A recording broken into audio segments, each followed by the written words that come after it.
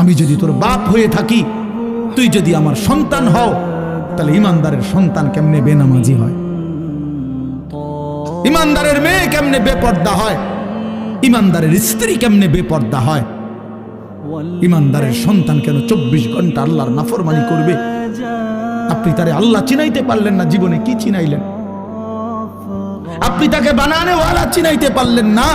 আহা বন্ধু, করলেনটা কি? আহারে বাপ, কি করলেন আপনি? কার জন্য সোফা বানাইলেন? কার জন্য খাট বানাইলেন?